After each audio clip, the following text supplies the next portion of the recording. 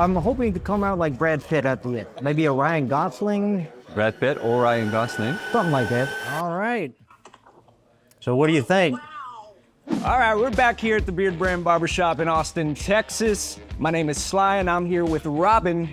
And today we're going to chop up Nathan. Are you Nathan? Absolutely, man. Nathan, I'm Sly. Nice to meet you, man. Welcome to the Beardbrand Barbershop. Yes, sir. Haha, what brings you to Austin, Texas? Well, I've been using y'all's products for many, many years, and I need to fix this. You need to fix it. I need to fix it. Well, let's get inside and fix it. Absolutely. Let's go. Nathan has been growing out his hair and his beard for the better part of a whole year. According to him, he needs to be fixed. So what better place than to come to the Beardbrand Barbershop where we fix hair and beard, right? We try. We try. At least we try our hardest. Option number 1, medium length with curtains. He's already got the length, so he's invested in time into growing his hair. I think this is a very progressive, modern haircut for guys. What do you think? Yeah, I know that we get that request a lot, so yeah, I like it. Option number 2 is a traditional side part. Nathan's got a killer beard, but he's also got the ability to grow a killer mustache. So this would be a traditional side part with a mustache. Yeah, that's cool. That's a little bit tighter than that first picture. Option number 3 is this hybrid faux hawk. We're no strangers to soccer around here at the Beardbrand Barbershop. What do you think of this? My least favorite of the 3, honestly. Why is that? I'm just not a fan of those weird shapes and like kind of, I mean, it's fun to look at for a day, but I like the more traditional kind of approach to haircuts where it's just a nice, strong looking thing instead of a trend. Which one do we give him? We'll see. All right, let's go. Separating the sides and back from the top, making sure we're going about this the right way. Like if you go from a certain like year of hair growth to whatever we're going to right now without giving it away, it's just important to work very clean and evenly, work with tight, even sections so that you don't lose your guides and just keep control of the haircut instead of letting the haircut control you, you know?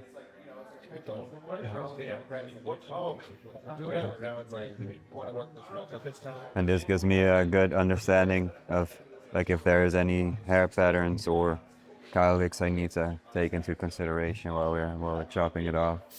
It's a nice way to kind of assess the head shape. I have a very big cowlick. I will warn you ahead of time. On where?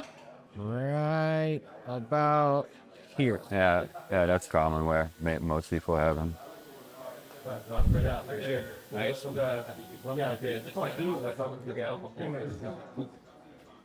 Ready?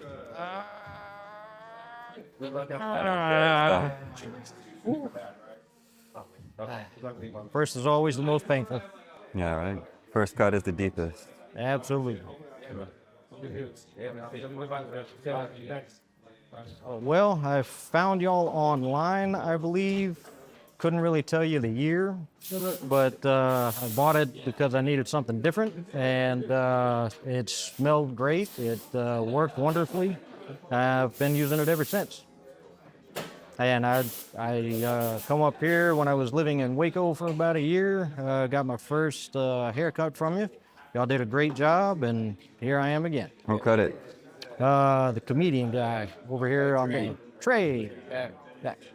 He gave me 2 haircuts. He gave you 2 haircuts? Yes, sir. He was actually... For the price for one? No. He was the last trim I had at all, honestly, before that February, but it wasn't really a trim. It was just making me look nicer. You're going for the... Combination of everything. I don't know anymore. I'm giving them all of them. This part might be picture 1, picture 2 right here. How do you feel about a mullet? What is it? Party in the front? No, business in front, party in the rear. Absolutely. What about a skullet? Out of business in the front, still partying in the back. Try that.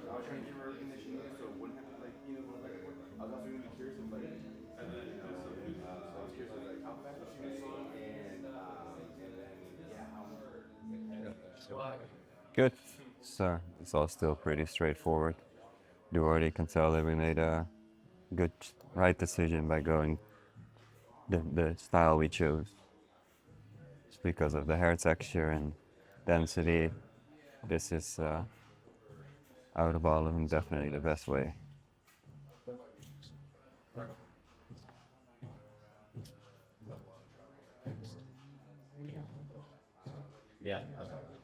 Yeah, so I basically created the guideline first, and now I'm connecting the top to that guideline, making sure that we're at least close to the length we're going for in the end.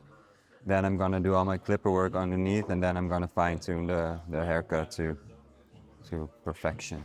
Well, as close to perfection as we can get. Yeah, it's a general rule of thumb with men's haircut is that you kind of you try to create a square shape to it just to give it like a strong look. So what I always do in the beginning, when I'm sectioning your hair, I feel where the widest points of your heads are, and I use that as a guideline to build the top of your haircut on, and then I'm gonna work my way down into a blending, like a nice smooth transition between long and short. And then, well, it is a thing, like your hair is wavy, and it seems like as it gets longer, it gets like very curly. So I'm already seeing like this length, I don't really have to worry about that. If we left it on the longer side, hair texture like yours, I would probably cut in like very square layers to kind of counterbalance the roundness that curls automatically give a haircut, so that you still maintain like a squarer look to it instead of like a super round ball on your head, you know? I think he's turning me into a blockhead. Yeah. Next time you can do it yourself. Ah, there you go. I didn't travel 4.5 hours to do it myself. I trust you. Yeah, it was you were the artist, I am the lump of clay. Yeah, I just want to blow dry it now because I'm for now done cutting the top. I always like to put a little bit of sea salt spray in before blow drying, so I can already get a general understanding of how the hair is gonna sit when I want to style it. And sea salt spray leaves it soft enough for me to still do texturizing if needed, and I can just easily cut back into it if I want to. I just like to give it a little, like a very light, like kind of hold when I blow dry hair. When is the last time you shaved? Ooh, That's pretty like, fresh. Oh, like trim? That's just like above the hairline here, basically your cheeks. Just one. Yeah. So there's like a line set in there now that I would have, if this wasn't shaved in already, I would have probably angled this a little bit differently. So I'm gonna have to now, when we get to it, see how I can make this look as natural as possible, because this curve is a little bit too kind of steep for me. I tend to follow more of a natural kind of hairline that is now almost impossible unless I bring the hairline back and down a little bit. And that might be an option because his sideburn is pretty thick and wide. So we're gonna have to see how far I can bring that, because I also don't want to make it like a super thin, like pencil stripe, you know? I do apologize. I didn't realize I was supposed to leave that. Oh, all good. It shows how real these videos are, you know? We don't always get the perfect canvas either. So you're saying I'm not a perfect kid? You would have been if you didn't do this. What I always tend to do is, because if you push this line down as far as you did, like the hair, you basically brought the line into the beard already, and your hair here grows way faster than those maybe 3, 4, 5 hairs that typically grow above your hairline. If you only take those off, you might have to shave once a week. If you want to maintain this, you have to probably shave every other day too, because this stubble is just going to come back way sooner than like way closer to the eye. Like, again, it's just a thing that makes it life a little bit easier, I guess. But if it's a style thing, I mean, there's nothing wrong with it. It's just, I always tend to make it as easy as possible for I you to have maintain. no style whatsoever. Yeah,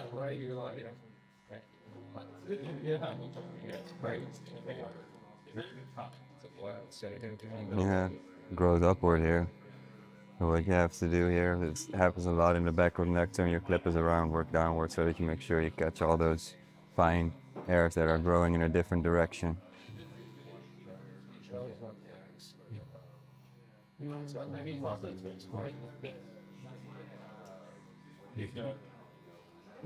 Just started with the crane operators union about 2 years ago. Snowboarding is really my passion. I plan on doing that again in February. Got snowboarding in Orange, Texas? Absolutely not. We have seen snow maybe 6 times in my life. Yeah. It was very difficult for an Orange, Texas boy to go up to the snow for the first time. Yeah, where do you like the snow? Well, I've only been to Colorado, New Mexico, and Jackson Hole so far. Yeah, I was looking at your paper. Didn't really get to do much in Jackson Hole. They had most of the mountain closed, but I would like to go back and try it because there's a lot of terrain out there I've not been to. I would have to say Colorado. I'm a fan of Colorado. Yeah. Oh, I was a plant operator before that. We did that for about 13 years before my plant closed, and then I had to find another job. So here I am, 46, starting a new career.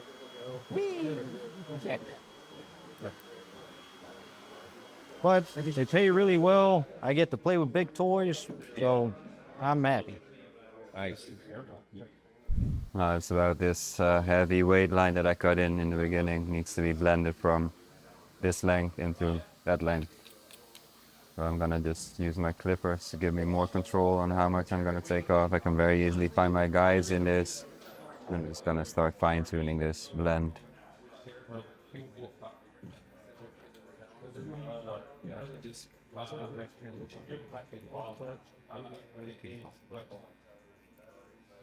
I'm just gonna go all the way around like how I started basically, but just shorter. Now I don't really need that guideline anymore, so I can just blend out.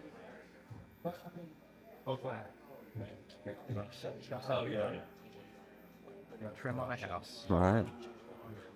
I always still gonna go through this with my scissors anyway, so I do want to get it as close to completely blended as possible, but like I'm not too worried about it being like super smooth yet, just because I'm gonna come back to it anyways.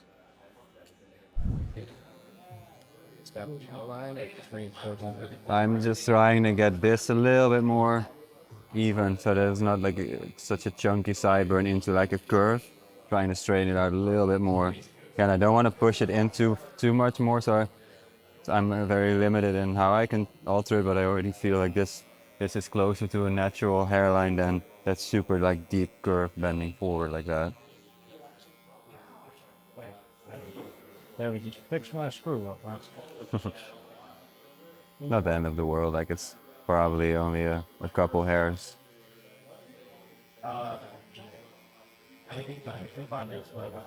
But usually when you see it, you're like, ah, yeah, that's what you mean. Yeah. On this side, at least, it looks like it's pretty doable. It is sometimes with wavy or curly hair. Sometimes people have a curl that just comes out in a weird direction, right on the ridge of their head, basically, this rounding of the head. That makes it tricky sometimes to blend it in, but so far so good. Not here.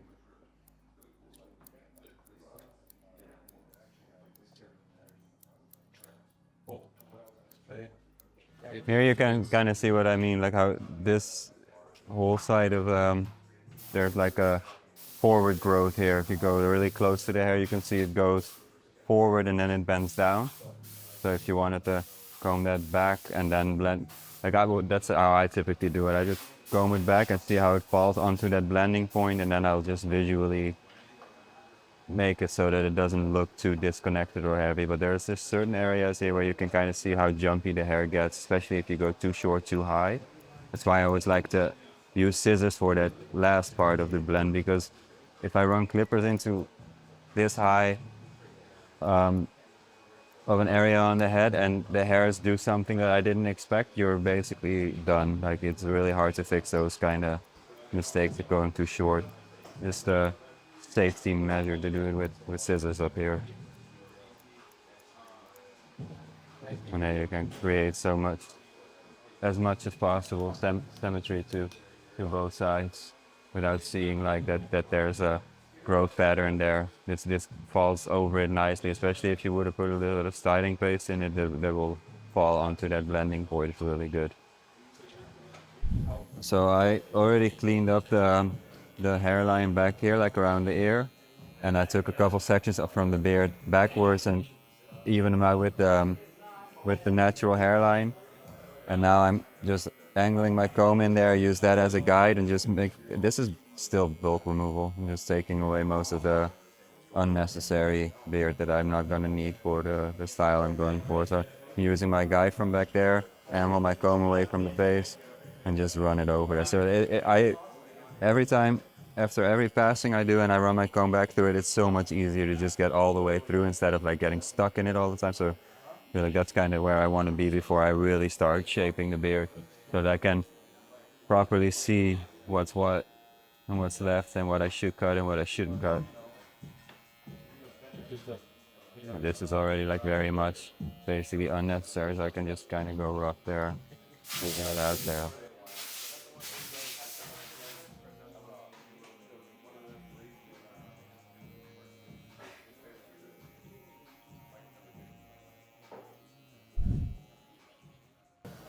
I just want to expose the top of the lip. That's basically all I do, is just take it off out of the mouth.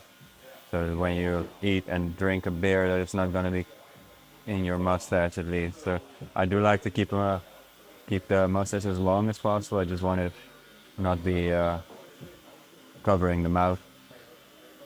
And then I'm just blending in these corners into the length that I chose for the beard on the side here.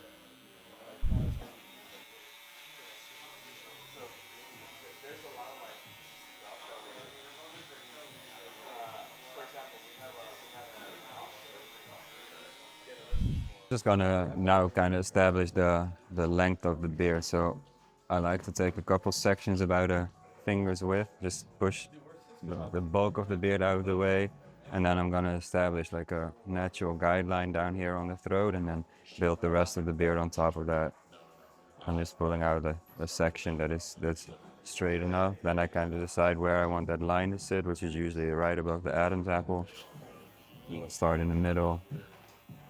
Take that length down, and then work both ways. And here I can always use my comb kind of as a ruler, put that into the corner of the beard back there versus the line I created there. Put the comb in and just run the clipper past it. And that creates a general pretty straight line.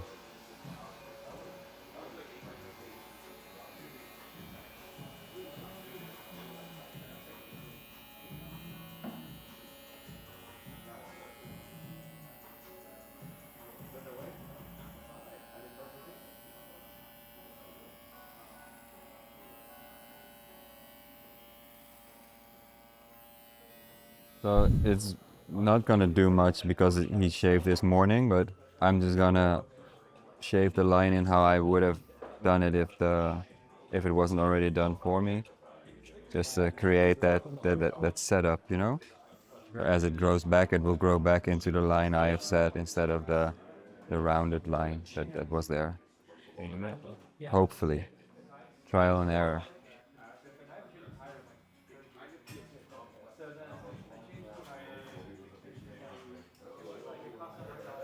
Yeah, this is just again because I put the conditioner in, and I just want to see what it looks like dry. It's not, only if you want your beard to be like very straight, I would recommend blow drying it. But I think it looks better if you just leave your beard natural, curly.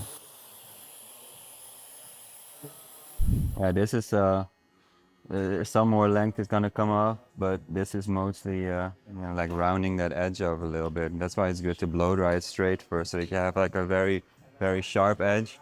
And now if I look at it from a distance in the mirror, it looks like a nice, strong kind of enhancement of the jawline. And this, like how the comb runs through the beard now after we condition it, it's night and day difference. barely feel it pull anymore. It doesn't get stuck. Now it's like way easier for me to get all those hairs that I was missing earlier. Going for it? Ready? We go. That was chewing again, man. Look like the Punisher. Nice. I've gotten that multiple times. So I did, I tapered in your sideburn first of all, so to kind of keep this just like a cleaner looking area instead of like a super wild bushy beard. And then I tapered it down onto your face and I blended it up into the length on top of your hair. So it's like a one guard around the ears. I tapered out your neckline to 0, so that's like a nice fade instead of like a cut off line on your neck. And it's the same on that side. And if you really, really want to be detailed about it, like these lines don't really completely match. This one is a little bit more curved tightly versus this one, I feel like looks a little bit more like its natural hairline. Just because this one is pushed down a little bit lower. Okay, you keep talking about the natural hairline. How do I find that? If you look at like how your beard, as this is starting to grow back, right? You're gonna see like your beard here is super dense versus like there's probably gonna be a couple of hairs here. So what I tend to do is I look for where your beard really starts to become very dense and where it's starting to become like kind of a curve. Those hairs you want to bring down into the fullness of the beard, and that's usually the natural hairline. And stop at that point. Yeah, like the further down you push that, the more work you're going to create for yourself maintaining a clean line there. Awesome. And then like I follow the same thing, like your natural hairline around the ear, instead of like cutting that whole corner out, I just follow where your beard wants to grow, and then I angled it underneath so that you have a strong, still chin, kind of build up the jawline, and then took the mustache out of the mouth as well, so that it's still a full mustache, but it's not annoying anymore. And then with your hair, this is just, all I did honestly is just blow dry it up and back, and I run my hands through it while I'm blow drying it. So this is a super easy way to achieve this look. The only thing what you need to be aware of when you're doing this is that your hair on this side of your head wants to grow forward. So you really need to make sure that you blow dry that give that a good directional blow dry, basically. So I'm going to have to do work now. Sorry? I'm going to have to do work now to keep myself. That's good. If you typically don't, like if you just have your hair wet after you shower and just comb it slick back, So put a little bit of sea salt spray in it and just let it dry, it will work too. If you wanted to do it quick, I would blow dry it. If you have the time, just slick it back and just let it dry naturally. Awesome. Here we have it in your favorite scent, Bold Fortune, so that works perfectly. And then you don't have to use a lot of this. You just take like a fingertip out. And what you want to do is just really get this on your hands. Like this is not spread out enough. You really want it to be barely visible.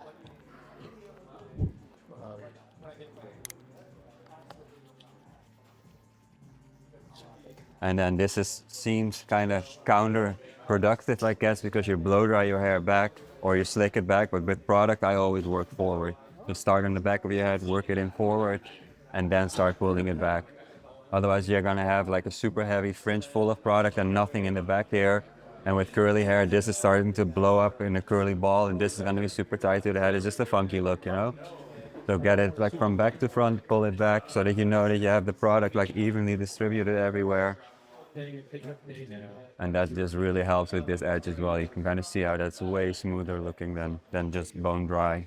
And with the beard, all I would do with your beard, honestly, is just put beard oil on like you've been doing. Just really get that on your skin because it's just such a dense, curly, thick beard. I think styling this is gonna take a lot of work and effort every day. You wanna straighten it and do all that stuff. But you want this to be a little bit easier. Just put the beard oil in so that it's soft, run a comb through it and just have it sit. Because I shaped it to your face anyway, so. You are a miracle worker, man. I like it a lot. That's right. Well, thank you. I man. appreciate that. Appreciate it. All right. So what do you think? Wow. I like it. It's so much better. Compared to what it was, like super woolly, yeah, I like it a lot. This is the best I think my beard and hair have ever looked. I agree wholeheartedly. You got a little gray. A little gray. This is the stress that you have put me through. This is your fault. Oh, don't even start. I'm the big sister. What? Thank you for making him look good again. Yeah, our pleasure. He said he wanted to come here to get fixed, and I think we fixed him. Yes, very much so.